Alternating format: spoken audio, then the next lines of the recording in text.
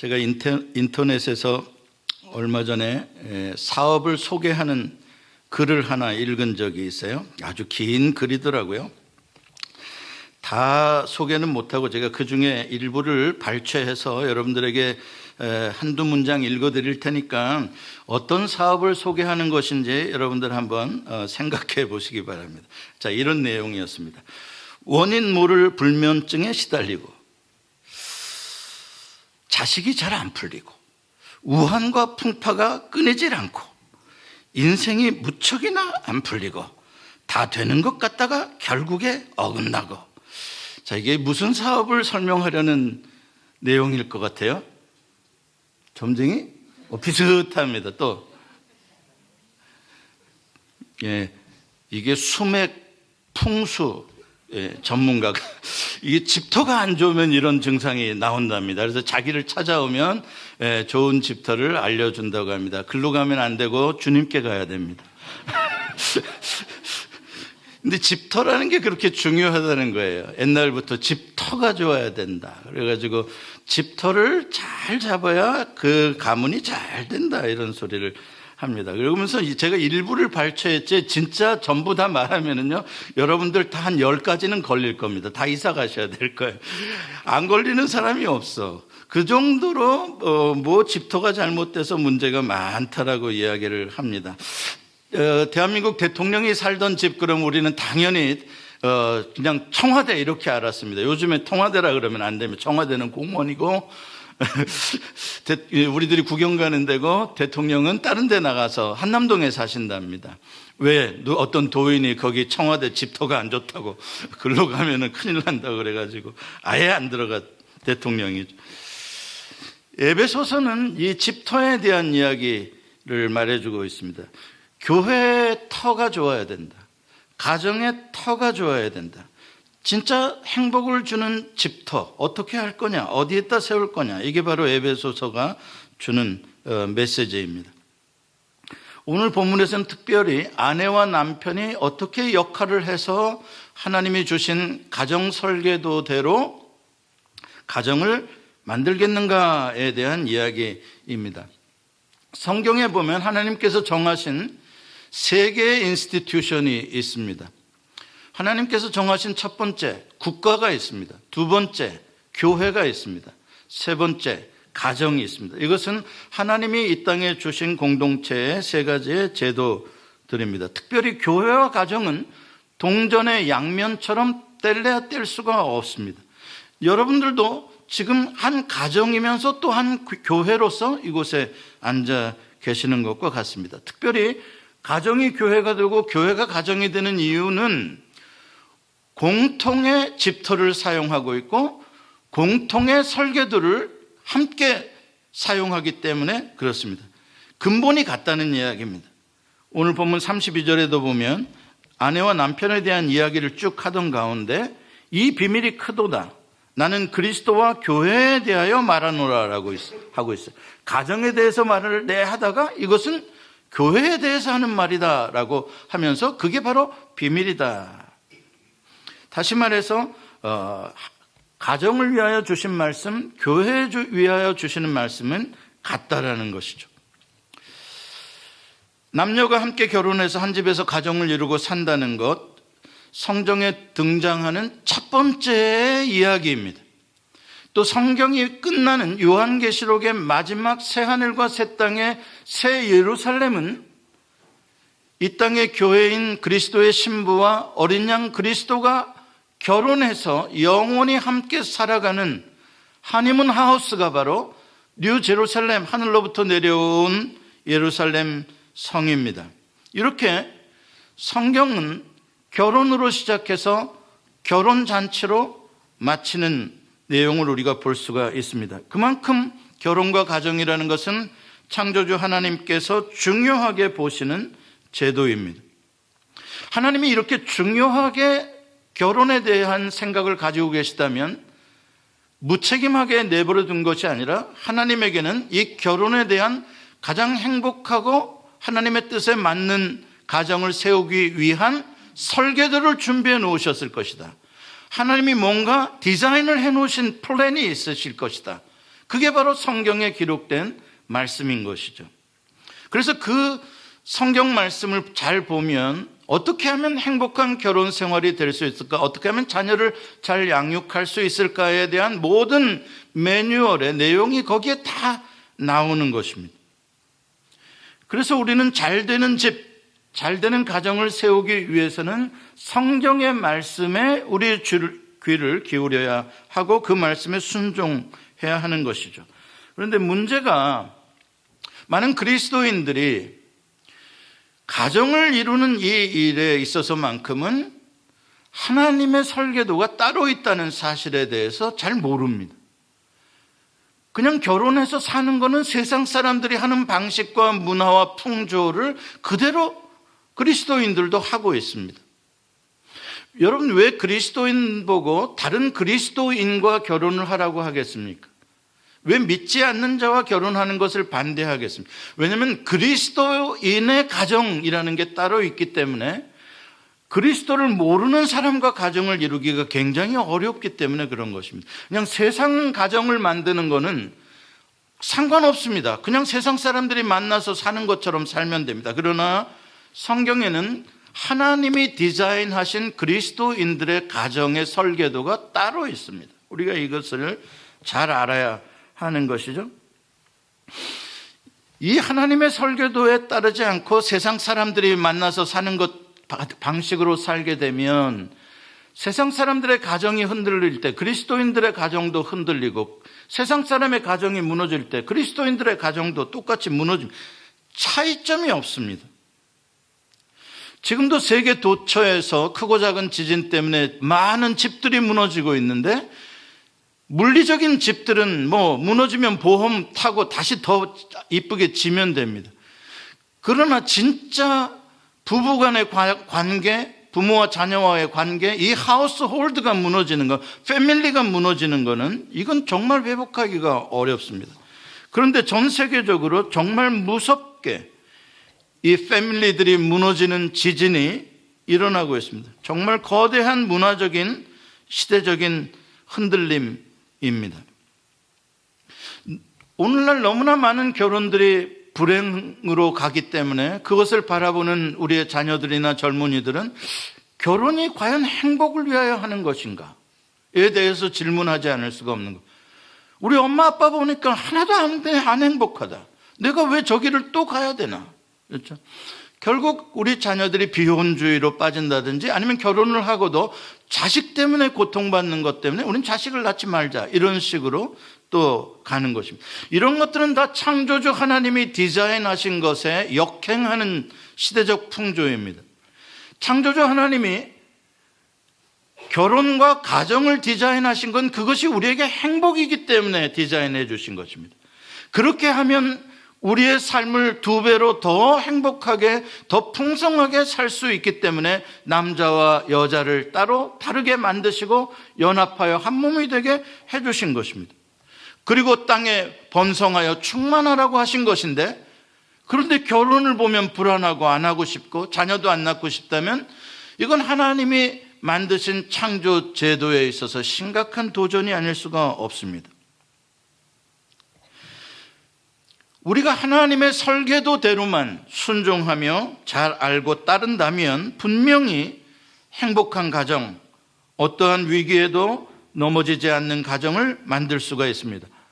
정말 하나님의 말씀대로 우리가 순종하며 가정을 만들게 되면 범사가 잘 되는 강건한 가정으로 세워질 수 있습니다. 저는 오늘 이 말씀을 통해서 성경이 말하고 있는 설계도의 일부를, 오늘 에베소서의 일부를 여러분들에게 설명해 드릴 테니까 이 블루프린트를 자세히 보시고 여러분들이 그동안 결혼하고 가정을 세워왔던 방식과 한번 비교를 해봐서 우리는 이런 방식에서 세상 풍조를, 세상의 블루프린트를 따라서 왔구나, 그런 것들이 차이가 나면 그걸 버리고 얼른 설계 변경을 하고 주님이 원하시는 설계의 가정을 이루시기를 바랍니다. 설계에서 가장 중요한 것은 파운데이션입니다. 집터입니다. 이 교회를 세울 때만 하더라도 보니까 이 터를 닦기 위해서 상당히 많은 애를 쓰는 것을 보았습니다. 상당한 시간이 걸리고요. 얼마나 높은 건물을 지을지, 집안이 얼마나 튼튼한지 그 파운데이션, 집터가 중요합니다. 그 집터가 잘못되면 조그만한 풍파에도 지진에도 무너지고 마는 것이죠. 기반 공사를 잘해야 돼요. 에베소서 3장 17절부터 19절까지 보면 그 기반 공사에 대한 말씀이 나옵니다. 우리 같이 한번 읽어봅시다. 시작. 믿음으로 말미암아 그리스도께서 너희 마음에 계시게 하시옵고 너희가 사랑 가운데서 뿌리가 박히고 터가 굳어져서 능히 모든 성도와 함께 지식에 넘치는 그리스도의 사랑을 알고 그 너비와 길이와 높이와 깊이가 어떠함을 깨달아 하나님의 모든 충만하신 것으로 너에게 충만하게 하시기를 구하노라. 충만하신 것으로 너에게 충만하게 하시기를 구하노라. 이것은 그냥 fully 하나님이 복 주시고 행복으로 채워주시기를 구하라 이 말이죠. 어떻게 하면 파운데이션을 잘, 터를 잘 닦으면 그 말입니다. 오늘 말씀에 보면은 터가 뭐냐? 그리스도의 사랑이다. 집터를 그리스도의 사랑 위에 올려놓아야 한다 이야기를 합니다. 그리스도의 사랑의 뿌리를 내리고 아내도 서 있고 남편도 서 있어야 된다. 그 이야기입니다. 교회의 정체성도, 교회는 그리스도의 몸이죠. 그리스도의 사랑이 교회를 세우는 힘입니다. 마찬가지로 가정도 그리스도의 사랑 위에 세워집니다. 사람들의 사랑 위에 세워지는 게 아니에요. 남편의 사랑 위에 가정을 세웠다. 처음에는 그 사랑이 워낙 튼튼해서 잘 가정을 버티고 있었는데 남편이 바람났다. 그럼 가정은 어떻게 되겠어요? 그 위에 세워졌으니 당연히 흔들리죠. 마찬가지로 아내의 사랑 위에 세워져도 마찬가지인 거예요. 이게 변함이 없으면야 얼마나 좋겠습니까마는 사람의 사랑이라는 건 상황에 따라 사실 흔들릴 수 있는 거잖아요.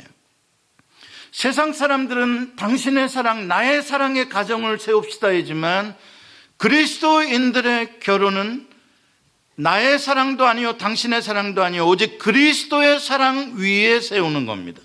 우리의 사랑이 근거가 아니에요. 우리의 사랑은 우리의 역할을 더 뜨겁게 해주는 힘을 줄지는 모르지만 절대 파운데이션은 될 수가 없어요. 그렇기 때문에 오늘 에베소서 3장 17절에서 19절까지 그리스도의 사랑 위에 세워야 하니까 당신들이 결혼을 하고 가정생활을 잘 하려면 뭐가 중요하냐면 상대방을 아는 것도 중요하지만 더 중요한 건 그리스도의 사랑이 어떤 사랑인지를 연구하라는 거예요. 그리스도의 사랑이 도대체 얼마나 넓고 그리스도의 사랑이 얼마나 길고 그리스도의 사랑이 얼마나 높고 그리스도의 사랑이 얼마나 깊은지 그 사랑을 연구하고 그리스도의 사랑을 배우고 알고 닮아라는 거예요. 그래야 그 파운데이션이 든든하다는 것이죠. 그렇다면 그리스도의 사랑은 무슨 뜻일까? 제가 아까 말씀드린 대로 세상의 설계도는 한 남자와 한 여자가 사랑해서 서로 좋아해서 선택하면 결혼이 되는 것이죠. 세상적인 방식입니다. 그러나 하나님의 정하신 결혼 제도는 달라요. 하나님이 정하신 결혼 제도에 있어서 가장 중요한 존재는 무엇이냐면 남자와 여자가 아니라 가장 중요한 존재는 창조주 하나님이세요. 그분이 남자도 지으셨고 여자도 돕는 배필로 지으셨어요. 그분이 남자도 잘 알고 그분이 여자도 잘 알아요. 그분이 여자를 지어 남자에게 이끌어와 둘을 주례를 서주셨어요. 그분이 가정의 주인이시단 말이에요. 이게 세상 가정과 다른 점이에요. 세상 가정은 남자와 여자, 남편과 아내가 주인이에요. 그리스도인의 가정은 하나님이 주인이신 거예요. 이게 다른 점. 그쪽은 주인이 없어요. 이쪽은 하나님이 주인이신 거예요.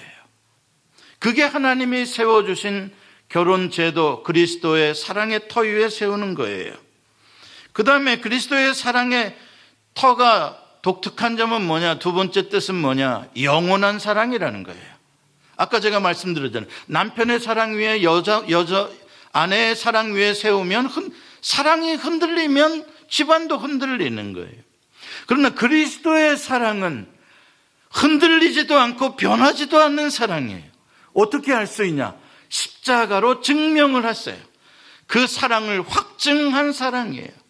아무것도 그 사랑을 흔들 수도 뺏을 수도 끊을 수도 없는 거예요. 로마서 8장 39절 말씀 같이 읽어봅니다. 시작.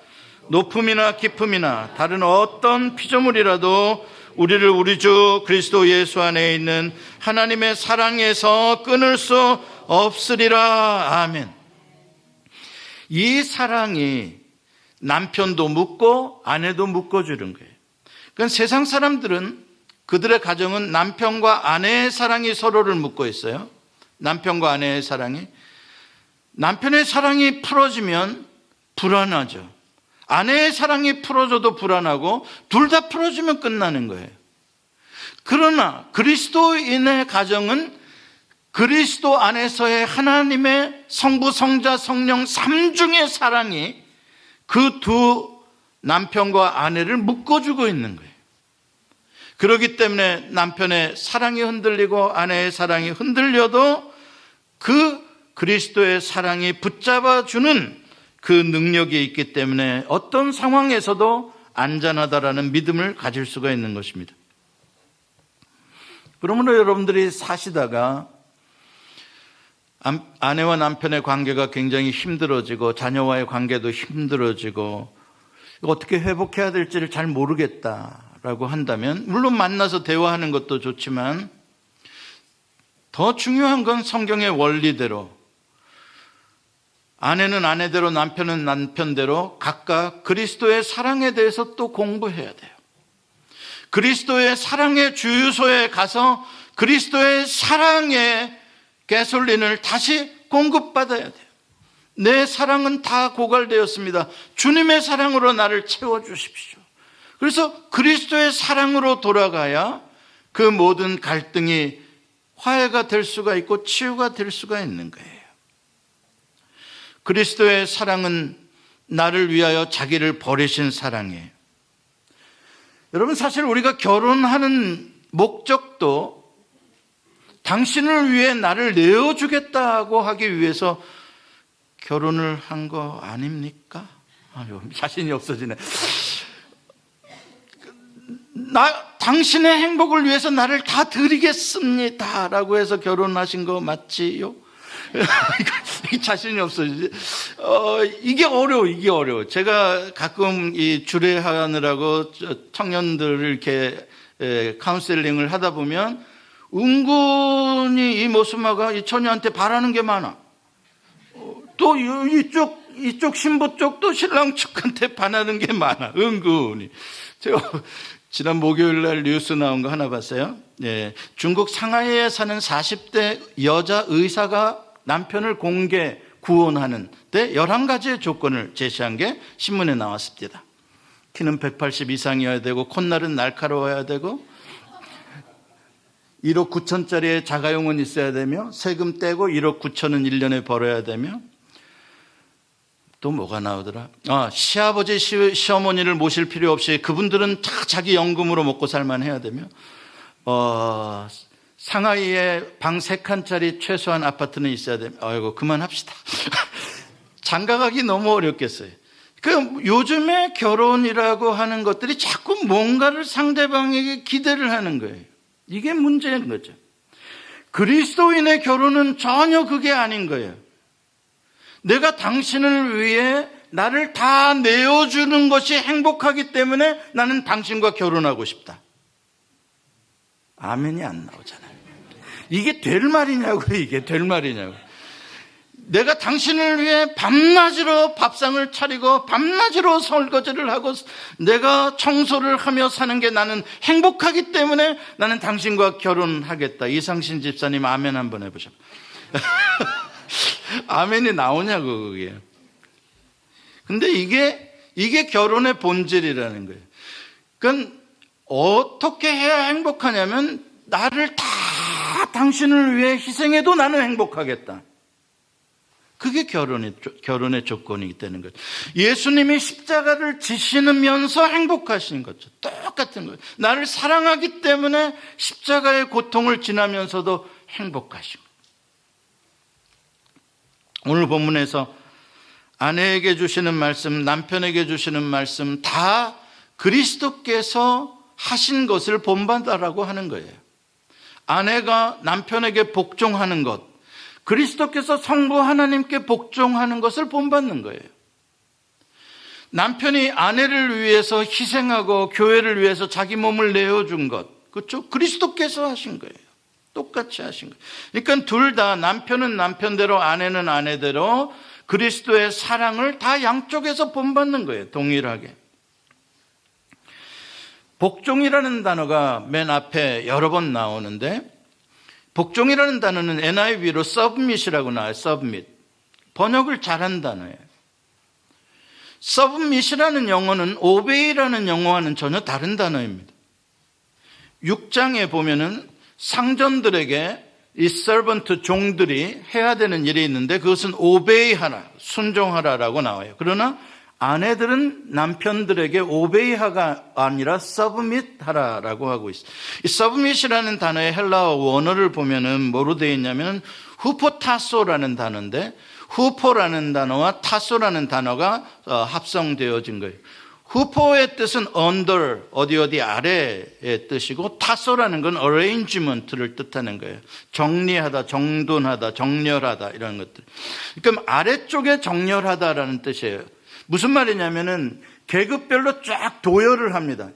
예를 들어서 대통령이 어느 사단을 방문했다 그러면은 사단장 이하 계급별로 대령, 중령, 소령 쭉 이렇게 쓰잖아요. 옛날 얘기로 조선시대 이야기하면 정일품, 정이품, 정삼품, 정사품 이렇게 딱 거기 팻말이 붙어 있잖아요.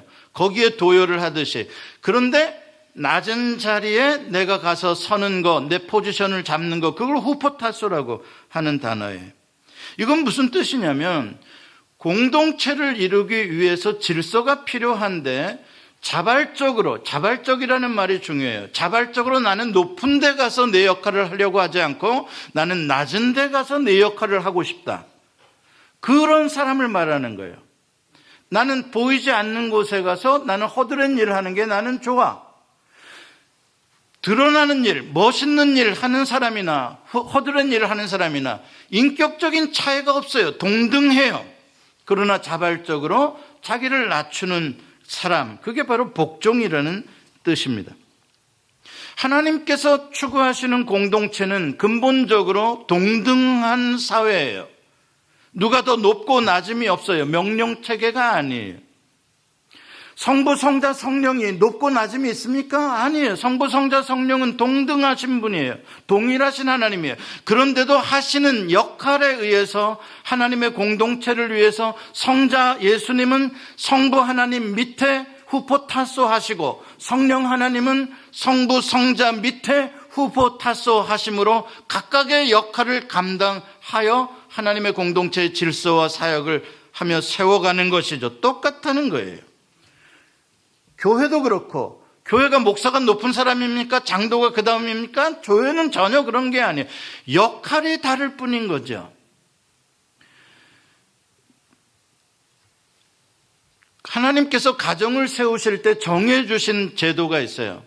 남편을 머리로, 아내를 몸으로. 하나님께서 이건 포지션을 정해주세요. 하나님이 이 감독이시니까, 하나님이 창조주시니까 남자는 머리가 되도록 DNA를 만들어서 남자를 지었고, 여자는 돕는 배필로서 팔로워가 되도록 DNA를 구성해서 여자를 지었고, 특성이 그렇단 말이에요. 그렇기 때문에 남편이 머리 노릇을 하고 아내가 몸 노릇을 하는 것이 가장 밸런스가 좋은 공동체가 된다는 거예요. 높고 낮음의 문제가 아니에요. 그리고 둘은 하나의 생명 공동체이기 때문에 떨어지면 죽는 거예요. 그래서 아내들은 남편의 리더십을 존중해 주라는 말이 복종하라는 말이에요. 존중해 줘라, 리더로서. 아내가 리더 역할을 하려고 하지 마라. 이렇게 이야기를 하는 거예요. 사실 이러한 가르침은 지금 우리들에게는 뭐 조금 이해가 될지 모르지만 이 말씀을 듣는 2000년 전 에베소에 있는 사람들은 이건 아주 해괴한 가르침이에요. 이런 건 들어보지도 못한 이야기가 아닐 수가 없습니다. 왜냐하면 아내들은 그래도 좀 나아요. 아내들은 이 당시의 문화, 여러분 아시죠? 워낙 가부장적인 남존 여비의 문화 아닙니까? 고대에는. 그러면 아내는 결혼하면 의뢰인 남편의 종노릇을 해요, 아내가.